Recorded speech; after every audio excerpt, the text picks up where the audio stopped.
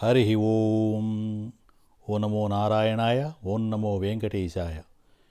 మేఘశ్యామం పీతకౌశికేయవాసం శ్రీవత్సాంకం కౌస్తభోద్భాసితాంగం పుణ్యోపేతం పుండరీకాయతాక్షం విష్ణుం వందే సర్వలోకైకనాథం. నమస్తమస్తభూతానాం ఆదిభూతాయ భూభృతే అనేకరూపరూపాయ విష్ణవే ప్రభవిష్ణవే. ఓం నమో వెంకటేశాయ. ఈరోజు మనం 20వ పాసురం సందర్శించుకుంటున్నాం. అయితే ఈ ముందుగా తనియల్లో శ్రీశైలేశం దయాపాత్రం విభక్తాది గుణార్ణవం యతీంద్రప్రణం వందే రమ్యజామాతరం మునిం లక్ష్మీనాథసమారంభాం నాదయామనమధ్యమాం అస్మదాచార్యపర్యంతాం వందే గురుపరంపరాం. యో నిత్యమచ్యుతపదాంబుజోగ్ముక్త వ్యామోహత స్థితరాణి తునాయే మేనే అస్మద్భవతయేక్సింధో రామానుజ చరణౌ శరణం ప్రపజ్యే. మాతా పితా యువతయస్తనయావిభూతి సర్వం యదేవ నియమేన మదన్వయానాం అధ్యస్థన కులపతే రఘులాభిరామం శ్రీమద్ అంగి యుగళం ప్రణమాయమూర్తనా. భూతం సత్యమహాయ భట్టనాథ శ్రీభక్తిసార కులశేఖర యోగివాహాన్ భక్తాంగిరిణి పరకాల యతీంద్రమిశ్రాన్ శ్రీమత్పరాంకుశం ప్రణతోస్మి నిత్యం. నీలాతుంగస్తనగిరితటి శుద్ధముద్భోజ్య కృష్ణం పారార్ధ్వం స్వం శృతి శత శిరసిద్ధమధ్యాపయంతీం స్వచిష్టాయాం సజీగళితం యా బలాత్కృత్య భుంక్తే గోదా తస్యై నమ ఇదమిదం భూయం యవాస్తు భూయ.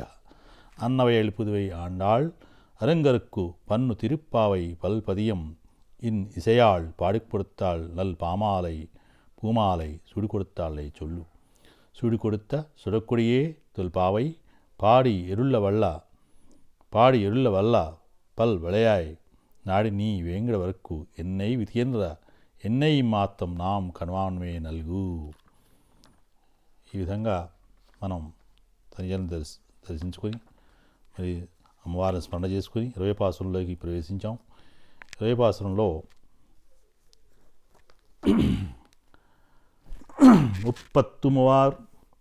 முப்பத்துமுவார் அமரர்க்கு முன்னு சென்று கப்பம் தவிர்க்கும் கலியே துயிரேளாய் செப்பமுடியாய் திருளுடையாய் செத்தார்க்கு வெப்பம் கொடுக்கும் விமலா துயிரேளாய் செப்பு அன்ன மெனுமுலை செவ்வாய் சிறுமரங்கள் செப்பு அன்ன மெனுமுலை செவ்வாய் சிறுமரங்கள் நப்பின்னாய் நங்காய் திருவே துயிலேனாய் உக்குமும் தட்டுளியம் தந்து உன்னு மணாளனை இப்போதே எம்மை నీరాట్టెలోరెంబావాయ్. 33 అమరర్కు ముని సెన్రు అంటే 33 విధాలైనటువంటి దేవతలు. మరి ఆ యొక్క దేవతలకు ముందే దుఃఖం కలనీయకుండా సెన్రు వారు తలచినటువంటి స్థలములకు పోయి వారిని మరి తవిర్కుం పోగొట్టబడినటువంటి ఆ యొక్క ఏం పోగొట్టబడినటువంటి వాడు అంటే వారి భయాన్ని పోయి కప్పం వారి భయము వారి వణుకుని పోగొట్టబడినటువంటి వాడు పోగొట్టేటువంటి వాడు బలశాలి కలవాడు. ఎవరు అంటే పైన చెప్తున్నాడు మళ్ళీ ఇక్కడ తూలి రాయ్ వాళ్ళని నిద్రించి లేపేటువంటి వాడు, చెప్పముడాయ్ ఆశ్రిత రక్షకుడు అయి, తర్వాత తిరులుడయాయ్ అంటే వారి యొక్క విరోధమును పోగొట్టినటువంటి బలము గలవాడైనటువంటి శ్రీమన్నారాయణుడు గురించి చెప్పడం జరుగుతుంది ఇక్కడ. అటువంటి మరి ఈ భావం ఏమని చూద్దాం ఒకసారి మనం. 33 కోట్ల దేవతలకును ముందుగా పోయి వారి భయమును పోగొట్టేటువంటి బలశాలి నిద్ర మేలుకొనవలసింది. ఇంకా ఆశ్రిత రక్షణ సామర్థ్యం గలవాడా, శత్రువులను దుఃఖమును మరి జనింపజేయు, శత్రువులకు దుఃఖమును జనింపజేయు నిర్మలుడా నిద్ర మేలుకొనము. మరి ఇట్లు లేపి మరి మారుమాట పలకకుంచే మరలా నీలాదేవిని కూడా లేపుతున్నారట. ఇంకా ఏమనంటే అమ్మవారిని కూడా మరి చక్కని కలసముల వంటి మరి ప్రశాంతకమైనటువంటి మనశ్చిత్తం గలటువంటిది, తర్వాత ఎర్రని అధరమును సన్నని నడుమును గల పూనురాలగు నీలాదేవి అమ్మవారు శ్రీ మహాలక్ష్మి మేలుకొనుమా. లేచి ఏమి చేయవలని చెప్తున్నారు అంటే ఆలపట్టమును ఆలబట్టమును అనమాట. ఆలబట్టమును అద్దమునిచ్చి నీ నాయకుని మరి మమ్ములను కూడా అందరిని ఇప్పుడే స్నానం చేయించవలసింది అని దీనిలో భావం ఉంది. కాబట్టి మనకి ముందే తెలుస్తుంది 33 కోట్ల దేవతలను మరి వారి అందరినీ కూడా వణుకు భయాన్ని పోగొట్టి మరి రక్షించే బలశాలి, నిద్ర మేలుకొనవలసింది. ఇంకో లక్షణం ఏముంది స్వామివారికి? ఆశ్రిత రక్షణ సామర్థ్యం గలవాడు. మరి ఇంకోటి లక్షణం ఏంటి? శత్రువులకు దుఃఖాన్ని ఇచ్చేటువంటి వాడు. అంటే వాళ్ళు ఓడిపోయేటట్టు చేసి వాళ్ళని బాధ పెట్టి వాళ్ళని మరి అనగదొక్కేటువంటి వాడు. ఈ 3 యొక్క గుణాలను కూడా అమ్మవారు స్వామివారి గురించి చెప్పడం జరిగింది. కాబట్టి ఇంకా ఆయనతో పాటు మహాలక్ష్మి అమ్మవారు మీరు కూడా మేలుకొనవలసింది. మరి మేలుకొని మరి ఆయన్ని తయారు చేసి ఆయనకి కావలసినటువంటి విధానం అద్దం అవి ఇచ్చి ఆ నాయకుడిగా తయారు చేసి మా స్వామిని మమ్మల్ని కూడా ఆయన్ని కలిపి ఆయనతో మమ్మల్ని భజించడానికి మరి మమ్మల్ని కూడా సిద్ధం చేయవలసిందమ్మా అని చెబుతూ ఆ లక్ష్యం వారికి విన్నపం చేసుకుంటున్న విషయం ఇది. ఇందులో సహజంగా ఈ యొక్క ముఖ్యంగా మనం తెలుసుకోవాల్సింది అంటే శ్రీమన్నారాయణ తత్వం, శివకేశవులు. మనకి శివభగవానుడు జ్ఞానం ఇస్తాడని, సూర్యనారాయణ స్వామి వారు ఆరోగ్యం ఇస్తాడని, శ్రీమన్నారాయణుడు మోక్షం ఇస్తాడని ఎప్పటి నుంచో మన పురాణాలు కానీ పెద్దలు కానీ చెబుతున్న విషయం. కాబట్టి శివకేశవులకు భేదం లేదు. ఎవరికి నమస్కారం చేసినా కూడా ఇంకొకరికి చెందుతుంది. శివుడే నమస్కారం చేశారు ఇంకోటి విష్ణువు నమస్కారం చేశారు ఇంకోటి శివుడికి వెళ్తుంది. కాబట్టి ఇద్దరు ఒకటే కాబట్టి ఎవరికి నమస్కారం చేసినా ఒకరికి వెళ్తుంది, ఇద్దరికి చెందుతుందని. కాబట్టి మనకి ఎలా చెప్పబడింది అంటే విశ్వరూపంలో భగవానుడు ఒక్కడే కనపడతాడు, అన్ని శిరస్సులు కనిపిస్తాయి. మరి ఆయన రూపం అలా చెప్పబడింది. కాబట్టి ఏ పని కావాలనుకుంటే ఆ పని కోసం ఆయన ఆ వేషం ధరించి ఆ యొక్క శిరస్సు పెట్టుకుని ఆ తకాయ పెట్టుకుని వస్తారు స్వామివారు. కాబట్టి రూపం ఒకటే కానీ వివిధ స్వామివారి యొక్క అవతార విషయములు కానివ్వండి, లేకపోతే స్వామివారి యొక్క భావన ఒకటే పరబ్రహ్మం, కానీ వివిధ రూపాలు ఉన్నాయి, వివిధ అవతారాలు ఉన్నాయి అనేటువంటి విషయం మనకి గుర్తుకొస్తుంది. అందుకనే ఏమిటంటే మనకి ఇక్కడ వేద పండితులు చాలా మంది కూడా శివపుండ్రాలు ధరించి మరి శ్రీ మహావిష్ణువు పేర్లు పెట్టుకుంటూ మరి నారాయణ అనే వాళ్ళని కూడా మనం చూస్తూ ఉంటాం. అంటే శివపుండ్రాలు పెట్టుకుని సాధన చేసింది స్వామివారి జ్ఞానం తెలుసుకోవడం కోసం, నారాయణ శబ్దం ఉచ్చరించడం మోక్షం కోసం. కాబట్టి ఈ విధంగా మనకి కనిపిస్తుంది. కారణం పాండిత్యము, జ్ఞానం, శివభగవానుని మోక్షం ఇచ్చేటువంటి వాడు శ్రీమన్నారాయణని మనకు తెలుస్తుంది. అందుకనే ఇంకో విషయం కూడా, పాంచభౌతికమైన శరీరం ఉందే ఇదంతా కూడా శివస్వరూపమని, లోపల అంతర్యామిగా వెలుగుతూ ఉండే జ్యోతి శ్రీమన్నారాయణుడని. కాబట్టి వీరికి వారికి భేదం లేదు, ఒకరే అనేటువంటిది మనం తెలుసుకోవాలి. పరబ్రహ్మం అనేటువంటి విషయం కూడా ఉంది. కాకపోతే ఈనాడు ఆధునిక యుగంలో ఈ యొక్క యూట్యూబుల్లో మనకి శివుడిని పెట్టేసి మరి శివుడు యొక్క భగవానుడు ఆయన యొక్క ఆ లింగం కనుక్కోమన్నారు, బ్రహ్మవిష్ణు మహేశ్వరు బ్రహ్మవిష్ణువు కనుక్కోలేకపోయారు. అప్పుడు ఆ మహేశ్వరుడు మరి ఆశ్చర్యపోయి తీసుకొచ్చి మరి ఆయన యొక్క నిజవస్తు కనుక్కోలేకపోయారు సుమా అని చెప్పడం జరిగింది. దీన్ని చదివారంటే మీరు, దీన్ని తెలుసుకున్నారంటే, దీన్ని విన్నారంటే మీకు కనకవర్షం అనే హెడ్డింగ్ పెట్టి వినిపిస్తూ ఉన్నారు. మరి అట్లాంటి కథే పద్మపురాణంలో ఒకటి ఉంది. ఆ పద్మపురాణంలో ఏమిటి, మరి బ్రహ్మాను మరి శివభగవానుడు ఇద్దరు కూడా ఉండగా అక్కడికి వచ్చి ఒక పెద్ద అగ్నిపర్వతం వస్తుంది. అగ్నిపర్వతం వచ్చి మరి ఎవరు తెలుసుకోలేకపోతారు, ఇద్దరు కూడా బ్రహ్మ శివుడు తెలుసుకోలేకపోతే అప్పుడు శ్రీమన్నారాయణుడు బయటకు వచ్చి ఆ పర్వతంలోంచి నేను వెలుగుతున్న అగ్ని జ్యోతి పర్వతాన్ని నేనే మీరు తెలుసుకోలేకపోయారు సుమా అంటాడు చిరునవ్వులిస్తూ శ్రీమన్నారాయణుడు. అంటే మనకి ఈ కథ పెట్టి ఆ కథ బట్టి మనకి ఏం తెలుస్తుంది, ఈయనే ఆయనే ఈయన, శివకేశవులకు భేదము లేదు, అభేదము అని పురాణాలు చెప్పినాయి, పెద్దలు చెప్పారు, పండితులు చెప్పారు. కాబట్టి ఈ విధంగా మరి భేదం లేదని తెలుసుకుంటాం మనం. కాబట్టి అప్పుడు ఈయన ఏం చేస్తాడంటే ఈ యొక్క మనకు అప్పటి నుంచి కూడా ఈ ఒక విషయం వాడుకలో ఉంది, వ్యాప్తిలో ఉంది. ఏమిటంటే శివుడు కరుణామయుడు, ఆయనకి చెమ్మడి నీళ్ళు మనం అభిషేకం చేసి విభూది ఇంకా మనం స్వామికి రాస్తే ఆయన వరాలు ఇస్తాడు. కానీ మహావిష్ణువు అలా కాదండోయ్, ఆయన అనేక పరీక్షలు పెడతారు అని ఒక ఐతిహ్యం మనం చెప్పుకోవడం అనేది మామూలుగా ఉంది.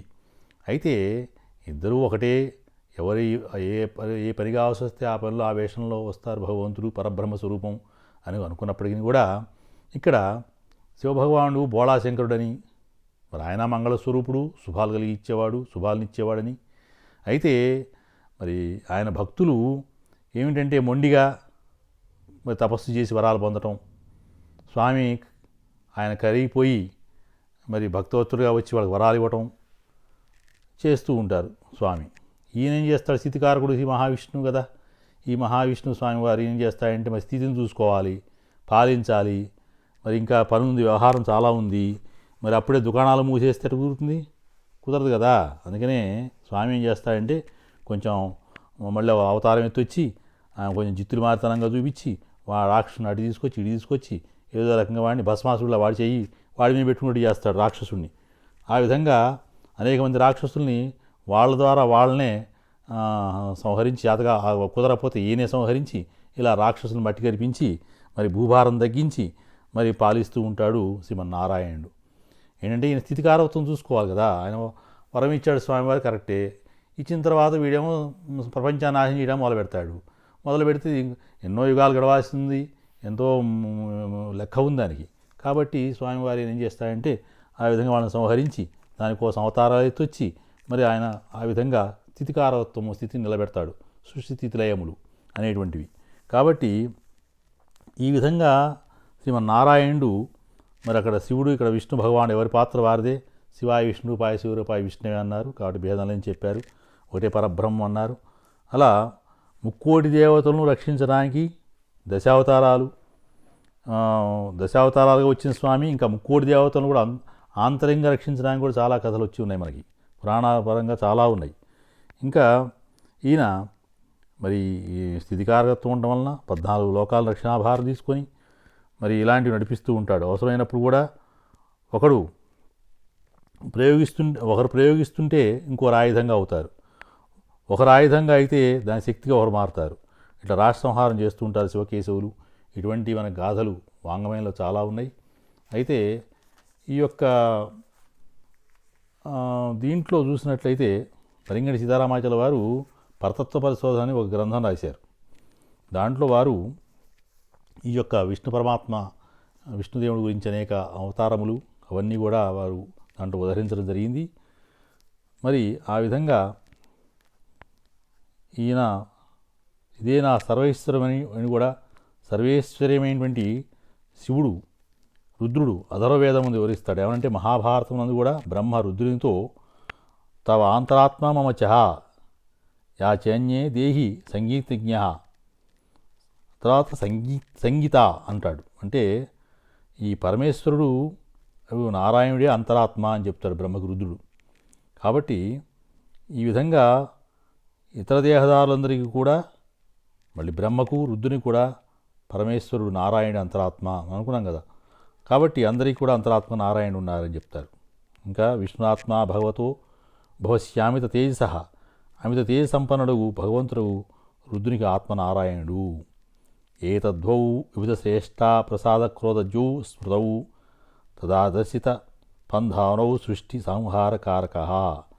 అంతరాత్మగా ఉన్నటువంటి నారాయణుచే చూపబడిన మార్గమందు మరి బ్రహ్మ దేవతలందరూ కూడా సృష్టి సంహార కార్యక్రమాలు చేస్తున్నారు, అటువంటి కార్యాలు చేస్తూ ఉన్నారు.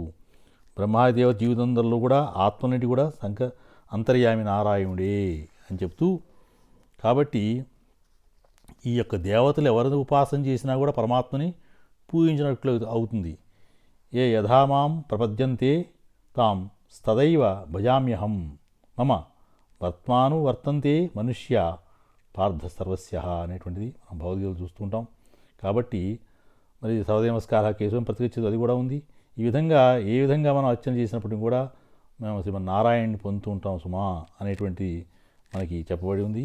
దాంట్లోనే ఈయన ఈ ఏకో నారాయణాసీత్ నా బ్రహ్మవే నేశాన నేమే ద్వాపర పృథివీ ఏకాకి నరమతే సద్వితీయమైచ్చతు సాత్మా ద్వేత పరమపాతేతు నా పతిశ్చ అభవతం అని కూడా చెప్పబడింది.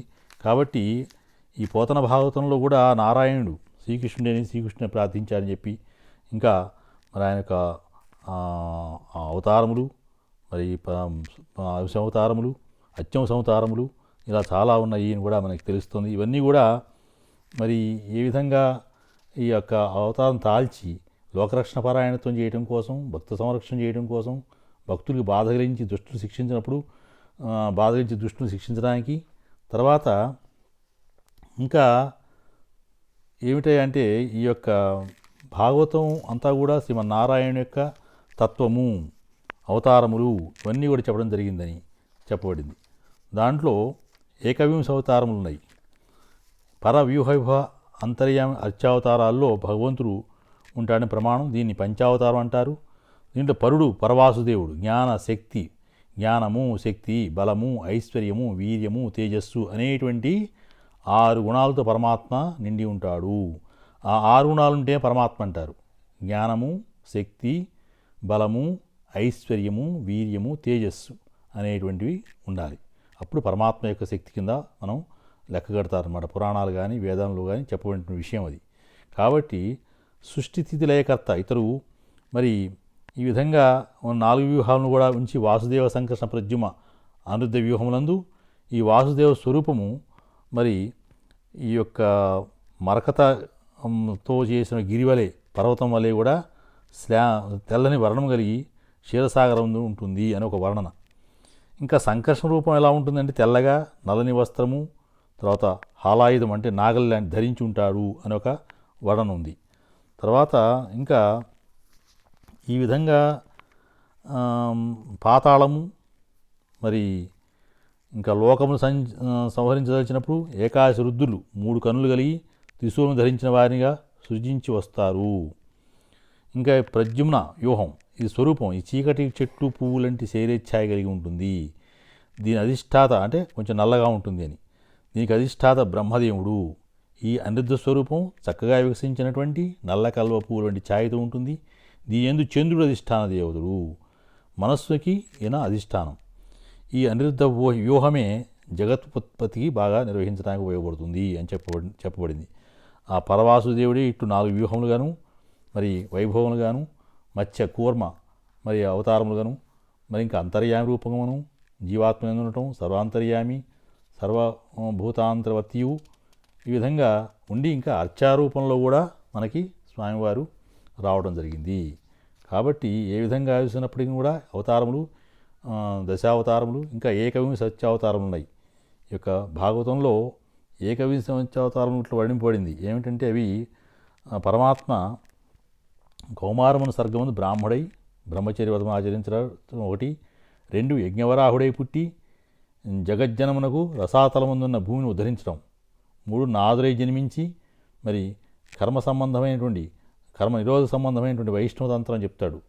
వైష్ణవ విధానం, వైష్ణవ యొక్క మరి ఉపాసన ఇవన్నీ కూడా నారదుడు చెప్తాడు. తర్వాత 4 నరనారాయణుడిగా జన్మించి తపస్సు చేయటం, కపిలుడై మరి దేవహూతి ఉదయించి కపిల మహర్షి మాట ఉదయించి అసుర సంబంధమైనటువంటి బ్రాహ్మణులకు కూడా సాంఖ్యోపదేశిస్తాడు. కాబట్టి ఇంకా అనసూయాత్రి మరి ఆ మహర్షులకు దత్తాత్రేయ జన్మించడం, తర్వాత ఈ విధంగా ఇంకా ఆకూతి రుచులకు యజ్ఞుడని పేరు జన్మించి యమాది దేవతలు కూడా స్వయంభూ మనవంతం రక్షించడం, మరి మేరు దేవి నాభులకు ఉరుక్రమ అని పేరట ఉదయించి విద్వాంసులకు పరమహంస మార్గం ఉపదేశించడం, పురుచక్రవర్తి అయి పుట్టి భూమిని ధేనుగా చేసి సమస్త వస్తువులను కూడా ఆయన సంపాదించి పెట్టడం, తర్వాత చాక్షుష మన్వంతరంలో మరి చేపలాగా మరి ఆ యొక్క నావ ఎక్కి చేప రూపంలో ఉన్న నావ ఎక్కి వైవస్వతమ్మను ఉద్ధరించడం, కూర్మావతారం సముద్ర మధనం మదించి పర్వతం వీపున మోయటం, తర్వాత ధనవంతరి అయి అమృత కలశంతో సముద్రం నుండి పుట్టడం, మోహిని అవతారం వేసి రాక్షసుల్ని మోహింపజేసి వాళ్ళందరికీ కూడా అమృతాన్ని పంచిపెట్టడం దేవతలకి, తర్వాత నారసింహుడై హిరణ్యకశిపుని చంపడం, వామనుడై బలిని బంధించి లోకములను ఆశ్రయించడం, లోకములను ఆక్రమించి ఆ విధంగా బలిచక్రవర్తి అహంకారం తీసివేయటం. ఇట్లా మనం ఈ యొక్క మరి దశావతారములు ఈ అవతారములంటే కూడా వైశిష్టం మనం చూసినట్లయితే అనేక రకాలుగా దేవతలకి వాళ్ళ భయాల నుంచి పోగొట్టి మరి సమస్త జంతు జీవజాలానికి కూడా మానవులకి మానవలోకాలు అన్ని లోకాల్లో కూడా శ్రీమన్నారాయణ యొక్క భగవంతుడు అనేక రకాలుగా ఉద్ధరించడం జరిగింది. అట్టి మరి జగత్కర్త శ్రీమన్నారాయణ అనుసరించే లోకములు దేవతలు కూడా సృష్టింపబడుతున్నారు. పదార్థముల ధర్మములు మరి జీవుల యొక్క స్వభావములు, మరి గుణములు ఇవన్నీ కూడా జగత్కర్మ వల్లనే కలుగుతున్నాయి. మరి ఇట్లు అన్నిటి యందు ధర్మములకు తానే మూలమై ఉన్నాడు శ్రీమన్నారాయణుడు కనుక పరమాత్మ యొక్క ధర్మమును కూడా ఆయన అధ్యక్షుడై నడుపుతున్నాడు అని తెలుసుకోవాలి మనం. ఇక ఇంకా మనం ఆలోచిస్తే మన విషయంలో మనం ఈ పరమాత్మ ఈ సృష్టి అంతయు కూడా పరిపూర్ణము మరియు సత్యమై ఉన్నది. ఎంచేతంటే అందరి అంతర్యామి పరిపూర్ణుడు కనుక సృష్టి అందరి ఏ ఒక్క భాగము లేక లోకము వేరుగా పరిపూర్ణము కాదు. ఎందుకంటే ఈ మొత్తంలో కొంత మాత్రమే కనుక. మరి పురుషోక్తంలో చూస్తే పాదోసి విశ్వభూతాని త్రిపాదస్య మృతం దివి అని చెప్పబడింది. కాబట్టి కనిపించే భౌతిక ప్రపంచం అంతా కూడా ఒక పాదమే అని, మరి మిగిలిన 3 పాదాలు అంతర్లోకాలుగా ఉన్నాయని అనుకోవాలి మనం. ఇందు ఏ ఒక్క పాదం చూసుకున్నా కూడా అసంపూర్ణమే కనుక భగవానుడు ఈ పాదమందు అసంపూర్ణంగా ఉన్నాడు. మరి మిగిలిన 3 పాదాలు అంతర్లోకంగా ఉన్నాయని, ఈ పాదం అసంపూర్ణం అంటే మిగతా అంతర్లోకాలుగా ఉన్నాయి. మొత్తం 4 పాదాలుగా ఉంది. మనం గోమాత చెప్పుకుంటాం కదా, గోమాత ధర్మంగా 4 పాదాల ధర్మం అక్కడ అన్వయించుకోవాలి. అట్నే ఆత్మ జీవియందు 4 పొరల్లో తెలియబడుతుంది. జీవాత్మ, మనస్సు, ప్రాణము, భౌతిక శరీరం. ఈ 4 కూడా ఆత్మయందు 4 పొరలుగా మనం అనుకోవాలి. ఆ 4 పొరలే ఆత్మ యొక్క రూపాంతరాలు, మార్పు చెందినమాట ఆత్మ. కాబట్టి మరి భగవంతుడు 4 వ్యూహాలు అనుకున్నాం కదా ఇందాక. వాసుదేవుడు, సంకర్షణుడు, ప్రద్యుమ్నుడు, అనిరుద్ధుడు. అందులో వాసుదేవుడు లోకములంటే ఎందును, సకల జీవులు ఎందును తానును ప్రజ్ఞగా ఉన్నవాడు, వసించి ఉన్నాడు. సంకర్షణుడు అంటే మనస్సులను కర్షణం చేయవాడు, అనగా మదనం చేసేటువంటి వాడు.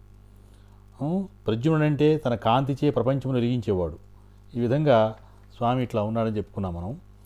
ఇంకా ఈ సృష్టి పరమాత్మ నుండి మరి ఈ యొక్క 4 వ్యూహాలుగా బ్రహ్మ ద్వారా ఉచ్చరింపబడింది.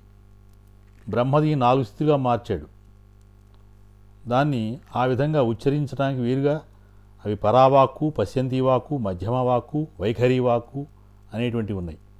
ఈ పరావాక్కు సృష్టి ప్రారంభమునకు ముందు పరమాత్మ నుండి మొట్టమొదటిగా వేరైపోతుంది, ప్రజ్ఞగా వేరైపోతుంది. అనగా ఆనందమునందు లీనమై ఉన్న ప్రజ్ఞ అంటే తెలివి, ఆ యొక్క జ్ఞానం, తాను ఆనందించున్నాను అనే స్థితిలోకి మేలుకోవటం. ఈ మొట్టమొదటి మెలుకోనే చైతన్యం అంటారు. దీన్నే శక్తి అనియు మూల ప్రకృతి అని కూడా పిలుస్తారు. ఇది ఏ పరావాక్ అంటారు దీన్ని. దీని తర్వాత సృష్టి భావములుగా ఒక పథకంగా వ్యక్తం అవుతుంది. ఇది పశ్యంతి వాక్ అంటారు. ఇది కవి నాటక రచనకే కథను మరి స్థూలనం చేసుకోవడం లాంటిది అన్నమాట. ఇది ఉదాహరణకి అంటే ఒక గాథ, ఒక ఇది ఒక స్ట్రక్చర్, ఒక పద్ధతి ఏర్పాటు చేసుకోవడం. దీని తర్వాత 3వ స్థితి యందు వివిధ లోకాలన్నీ కూడా ఏర్పడి సూక్ష్మలోకములలో వాటి నిర్మాణం, అందరి జీవుల నిర్మాణం పూర్తి అవుతుంది. అంటే ఒక స్టెప్ బై స్టెప్ ముందు లోకములు ఏర్పడటం, తర్వాత జీవులు ఏర్పడటం అనమాట. ఇది 3వ స్థితి. దీన్ని మధ్యమ వాక్ అంటారు. ఇది జీవులు ఏర్పడటం, లోకాలు ఏర్పడటం, ఇదంతా కూడా ఒక కథలాగా వస్తుందన్నమాట స్వామివారి రచన. అట్లా 4వ స్థితి యందు భౌతిక ప్రపంచం గ్రహగోళాలు సమస్త జీవుల దేహాలతో కూడా కనిపిస్తూ ఉంటాయి. ఇది మన 4వ స్థితిలో భౌతిక ప్రపంచం, గ్రహాలు, గోళం, ఇదంతా భూగోళం, ఇవన్నీ కూడా సమస్త జీవులు శరీరంతో మనకి కనిపిస్తూ ఉంటాయి. 4వ స్థితి. ఈ 4వ స్థితిని వైఖరి వాక్ అంటారు. ఇట్లు 4 విధాలుగా వ్యక్తం అవుతున్నాడు పరమాత్మ. కాబట్టి దీంట్లో జాగ్రత్తావస్థ, మరి స్వప్నావస్థ అంటే కలలతో కూడిన నిద్ర, సుషుప్తిలే గాఢ నిద్ర 3వది, 4వ తురియావస్థ అంటే ఆనందం. ఇట్లా భూమి చుట్టూ సూర్యుని గమనం ఒక వృత్తంగా ఊహించుకొనచో మనం ఆ వృత్తం సూర్యోదయం, మిట్ట మధ్యాహ్నము, సాయంత్రం, అర్ధరాత్రి 4 సమయములందు కేంద్రం నుండి పరిధికి 4 భుజములు అవుతున్నవి. ఇట్లు విశ్వమును చతుర్భుజుగా భగవంతున్నాడు. 4 భుజాలుగా, 4 పాత్రలుగా, 4 పార్ట్లుగా మనం లెక్కేసుకుంటే స్వామివారు 4గా విశ్వం అంతా కూడా వ్యాపించి ఉన్నాడు చతుర్భుజులుగా. కాబట్టి మరి భగవంతుడు దీప్తివంతుగాను, మరి జీవులకు ఆహారం తానే అయినా కూడా తానే ఇచ్చేవాడిగాను, జీవుల ద్వారా ఆహారం స్వీకరించేవాడిగాను, సహనమే తన రూపమైన వానిగాను, ప్రపంచమునకు మొట్టమొదటి పుట్టిన వానిగాను, మొట్టమొదటి జయించిన వానిగాను, విశ్వమునకు పుట్టుక తానే అయిన వానిగాను ధ్యానం చేసుకోవాలి మనం. స్వామిని అలా వ్యాపించినటువంటి ఈ వాసుదేవ తత్వాన్ని మనం అలా ధ్యానం చేసుకోవాలి. తర్వాత ప్రకృతి పరమాత్మ యొక్క వెలుగవుతుంది కదా, ఆయన వెలుగుగా మరి ప్రపంచమందు వ్యక్తం అవుతున్నాడు. ఇట్లు వెలుగుట లేదా ప్రకాశించడం వలన ఆయన జీవులుగా, లోకాలుగా తెలియబడుతున్నాడు. మరి ఈ వెలుగు ఉంటే నీడ కూడా ఉంటుంది కనుక తాను, ఇతరులు అని 2 స్థితులు తనంతా తానే సృష్టించుకుంటున్నాడు. ఎందుకంటే తానున్నప్పుడు తాను నీడ ఒకటి. అది ఈ రెండు విధాలు అయినటువంటి స్థితులు కనిపిస్తూ ఉంటాయి మనకి. ఇదే మాయ. మాయ అంటే ఏమిటంటే ఆయన ఒక రూపం, తాను నీడ అనేది ఉంది, ఆ నీడే మాయ. దీనివలన ఏమవుతుంది, లోకాలు, జీవులు, గ్రహాలు మరియు ఈ కనబడే ప్రపంచం అంతా కూడా ఏర్పడుతుంది. కనుక పరమాత్మయే ఇట్టి ఆవరణలన్నిటికీ కారణమై ఉన్నాడు. ఇవన్నీ తన వెలుగు చేతనే ఏర్పడుతున్నవి. కనుక పరమాత్మయే భ్రాజిష్ఠుడు, దానికి ఉత్పన్నమైనటువంటి వాడు అని మనం అర్థమవుతుంది ఇక్కడ. ఇంకా పంచభూతాలు జీవుల నిర్మాణానికి అవసరమైనటువంటి మరి వృక్షములందును జంతువులందు కూడా కణముగా ఏర్పడున్నాయి. వృక్షము ఆహారంగా స్వీకరించే చేత అవి జంతువులకు శరీరంలో ప్రవేశించి వాని శరీర భాగాలు అవుతున్నాయి. ఈ జంతువులను వృక్షములను ఆహారంగా స్వీకరించే చేత మానవులందు మరలా ఇవే శరీర భాగాలు అవుతున్నాయి. ఇట్లు పరమాత్మ కోట్లాది జీవులకు ప్రాణులకు ఆహారం కలిగిస్తున్నాడు. మరియు పంచభూతం ద్వారా తానే ఆహారంగా కూడా ఏర్పడుతున్నాడు. కనుక పరమాత్మయే మనకు భోజనము. మరి ఇట్లు మన ఆహారం తీసుకున్నాం అనుకోండి, సకల జీవుల ద్వారా తానే తింటున్నాడు. ఈ తినుడయందు ప్రవృత్తి జీవులందు భగవంతుడు కల్పిస్తూ ఉన్నాడు. కనుక ఆయనే భుజించువాడు లేక భోక్త ఎగుచున్నాడు. దీనికి గూర్చే భగవద్గీతలో శ్రీకృష్ణుడు ఏం చెప్పాడు, అహం వైశ్వానరో భోక్త ప్రాణినాం దేహమాశ్రిత అని చెప్పాడు కదా. మరి శరీరమందలి ఈ యొక్క వైశ్వాన ఆజ్ఞ ఉంది కదా, ఆ వైశ్వాన ఆజ్ఞలతో ఆయన పేరు సకల జీవుల యొక్క ఆకలి పుట్టించి ఆహారం స్వీకరించి దానివలన జీవులకు శక్తి కలిగిస్తూ ఉన్నాడు. ఈ ప్రపంచం అంతా తింటూ కూర్చున్నారు అనుకోండి, మొత్తం అంతా తింటున్నారు అంటే ఆ యొక్క జీవులు తినేసే విధానం ఎవరికి ఉంది, సర్వం వ్యాపించిన వాడు మొత్తంలో ఉంటుంది. అది అంటే ఆయన తింటున్నాడు, ఆయన భుజిస్తున్నాడు, ఆయన ఏర్పాటు చేస్తున్నాడు, ఆయన అరిగిస్తున్నాడు, ఆయనే కారణమైనటువంటి వాడు అని మనకి అర్థమవుతుంది. ఇంకా భూమి జీవులను సహిస్తుంది, భూకేంద్రంగా పనిచేస్తుంది. గ్రహాలని కూడా సూర్యుడిని సమీపించి సూర్యుడి ద్వారా సహించున్నాడు. ఆ సహనమే సూర్యుని కేంద్రంగా పనిచేస్తుంది. అట్లే ఈ సృష్టి అంతరికి కూడా కేంద్రంగా సోముడు అనే దేవత పనిచేస్తున్నాడు. ఆయనయే జీవుల హృదయంలందు శ్వాస కేంద్రంగా కూడా పనిచేస్తున్నారు. ఈ శ్వాస కేంద్రమే జీవులకు ఆధారం అవుతుంది. దీన్ని హంస అంటారు. జీవులు శ్వాస లోపల తీసుకున్నప్పుడు సో అనే శబ్దం మంత్రంగా పనిచేస్తుంది. ఇట్లు బయటికి వదిలినప్పుడు హం అనే శబ్దం వస్తుంది. కాబట్టి ఈ రెండు మంత్రములు కలిస్తే సోహం, దాసోహం. సోహం పరమాత్మకి సోహం, దాసోహం అంటాం. కాబట్టి పరమాత్మ సృష్టిని శ్వాసగా బయటికి వదిలి మరలా శ్వాసగా తనలో తీసుకోవడం ఈ విధంగా లయం చేస్తున్నాడు. దీన్ని భగవంతుని ఏమంటారంటే ఇది మొదటిది హంస అనే మంత్రంగా దిగి వచ్చింది. జీవులు దాన్నే సోహం అనే మంత్రంగా శ్వాస నిరంతరము తమ తెలియకుండానే ఉపాసన చేస్తున్నారు. కాబట్టి సోహం అనే శబ్దం అందరి సకారము అకారం నుండి సహా అనే శబ్దం వస్తుంది. కనుక జీవులంటి కూడా సమస్త లోకములను శ్వాసగా సహించున్నవాడు కనుక పరమాత్మని మొత్తం కారణమవుతున్నాడు. సృష్టి ప్రారంభంలో పరమాత్మ ఒక్కడే ఉన్నాడు. తర్వాత వరుసగా 3, 4, 7, 12 సంఖ్యలు వెలుగులుగా పుట్టాయి. వాటి నుంచి బ్రహ్మ, విష్ణు, శివుడు అనేటువంటి 4 వెలుగులు వచ్చినాయి. తర్వాత మళ్ళీ దానికి నలుగురు మానసపుత్రులు ఇచ్చారు. సనకుడు, సనందుడు, సనత్కుమారుడు, సంజాతుడు, ఇట్లా 4 మానసపుత్రులు వచ్చారు. వాళ్ళ శరీరాలు ఉండవు. శరీరాలు లేకపోవడం వలన వాళ్ళు జీవుల్లో దయ, ప్రేమ, మనకు సద్గుణ రూపాన్ని మనసులకు వ్యాపించి చేస్తారు వాళ్ళు. అట్లా సప్త ఋషులు, మరి తర్వాత గ్రహాలు, తర్వాత కిరణాలు, 4 వెలుగులు, ఇట్లా మళ్ళీ 3 చొప్పున 12 అవుతాయి. ద్వాదశాదిత్యులు, మళ్ళీ 12 సూర్యులు, 12 మంది. సంవత్సరం చక్రంలో 12 నెలలకు అధిపతులు ఉన్నారు. సూర్యుడు ఒక్కొక్క రాశిలో ఉంటే ఒక్కొక్క జీవులు కొన్ని స్వభావాలు కలుగుతుంటాయి. ఇట్లా 12 రాశుల్లో స్వామివారి సంచారం, సూర్యుడి యొక్క సంచారం ఉంటుంది. ఈ విధంగా పరమాత్మ అనేకమైనటువంటి సృష్టిలో కలిగించి మరి పరిశుద్ధమైన ఆత్మతత్వం, పరమాత్మత్వం కూడా మనకి నింపి ఉంచుతున్నాడు. కాబట్టి శ్రీమన్నారాయణుడు మొత్తం వ్యాపించి ఉన్నాడు సుమా అని మనకు అర్థమవుతుంది. ఈ విధంగా అనేక రకమైనటువంటి అవతారములతోటి, అనేకమైన లక్షణములతోటి దేవతలకు ఎన్నో రకాలుగా మేలు చేస్తూ, దేవతల్లో వణుకును పోగొట్టి, దేవతలకు స్థైర్యాన్ని, ధైర్యాన్ని ఇస్తూ, ముక్కోటి దేవతలకు కూడా మరి మన మనుషులకి కిన్నర కింపురుషులందరికీ కూడా పరమాత్మే ఆధారము అనేటువంటి విషయం తెలుస్తుంది. కాబట్టి మరి ఇంకా ఈ ఆశీర్వక్షణ సామర్థ్యంలో కూడా ఎన్నో ఉన్నాయి మనకి. స్వామివారి కరుణా సముద్రుని, మరి ఆయన తప్పులు జరిగినట్లయితే, మాయల వల్ల తప్పు చేస్తే జ్ఞానం తెలుసుకుని పశ్చాత్తాపడి స్వామివారికి పాదాలను ఆశ్రయిస్తే తక్షణమే క్షమించి వదిలేస్తాడు అని కూడా మనకి ఎన్నో కథలు పురాణాల్లో ఉన్నాయి. అంబరీషుడు దుర్వాసుడి కథ. మరి ఆ విధంగా దుర్వాసుడి మీద మరి చక్రాయుధం ఉపయోగించినప్పుడు, ఆయన లోకాలు తిరిగినప్పుడు కూడా ఎవరు కూడా మా వల్ల కాదు దుర్వాస మహాముని, మీరు వెళ్ళి మళ్ళీ స్వామివారిని శరణుదొచ్చమంటే ఆయన శరణుదొచ్చినప్పుడు ఆయన దగ్గర తీసుకుని ఆ యొక్క చక్రాయుధాన్ని విరమించుకుంటారు. కాబట్టి ఇంకా కాకాసుడు సీతామ్మవారి రామాయణంలో ఘట్టంలో మరి కాకాసుడు సీతామ్మవారిని ఇబ్బంది పెడుతుంటే శ్రీరామచంద్రమూర్తి బాణాన్ని వదిలిపెడతాడు. ఆ 7 లోకాలు తిరిగి వచ్చినా కూడా ఎక్కడా కూడా ఆ బాణాన్ని నిర్వహించేవారు ఎవరు ఉండరు. మళ్ళీ వాళ్ళందరూ చెప్తారు దేవతలంతా కూడా వెళ్ళి స్వామినే పాదాలను శరణదొస్తమంటారు. అప్పుడు శ్రీరామచంద్ర ప్రభువుని ఆ కాకాసుడు బతిమిలాడుకున్న తర్వాత ఆయన పాదాలని ఆశ్రయించిన తర్వాత ఒక కన్ను మించి ఆయుధం పోతుంది, అలా రక్షింపబడతాడు, అలా బతుకుతాడు కాకాసురుడు.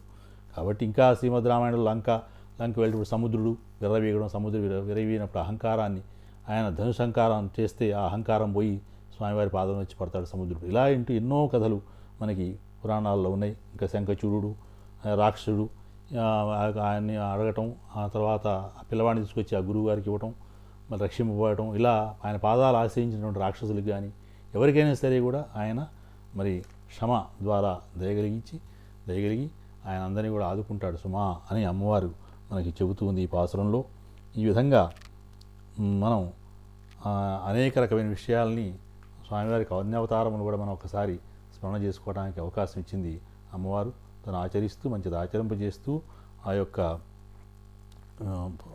ధర్మాన్ని స్వామివారి యొక్క దయని మనం పాత్రులయ్యేటట్టుగా చేస్తుంది అమ్మవారు. ఈ విధంగా మనం 21వ పాసురంలో అనేక విషయాలను చర్చించుకున్నాం.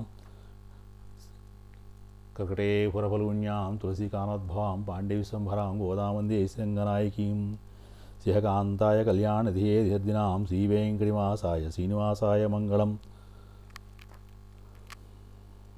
మంగళం కోసలేంద్రాయ మహియుణాత్మనే చక్రవర్తనోజాయ సార్వభౌమాయ నిత్యమంగళం.